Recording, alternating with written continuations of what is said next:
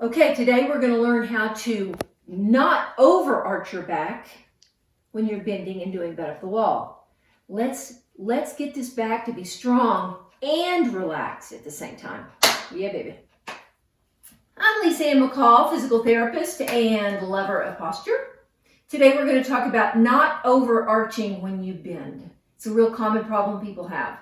Once I teach people to bend from the hips, what I often see is way too much tension in the spine. And I'll explain why and show you how to correct that, okay?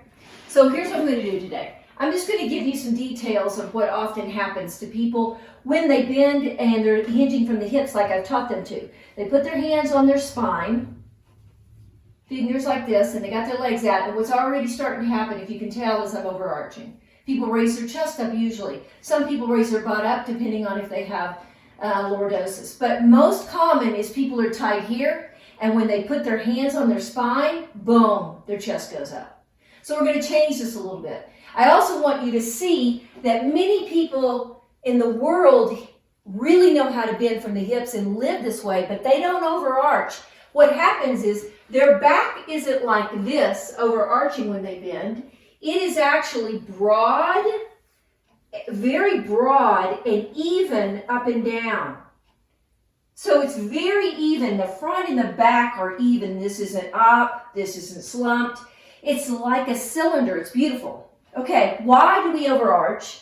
Part of it is we actually think that we want our chest up. We think this is good posture if I stand like this. It's not, because I'm compressing my spine. And posture should be focused on where your pelvis, legs, and spine are located, not what your mind and face thinks feels like upright. You've got to go deeper and you've got to get back here and find out what's happening.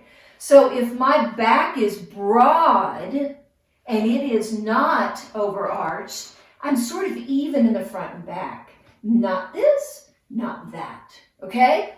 So instead of fingers on the spine, let's really widen the arms out and let's just place the hands back here on this side so that it's easier for you to do and feel. Now I know I'm overarching.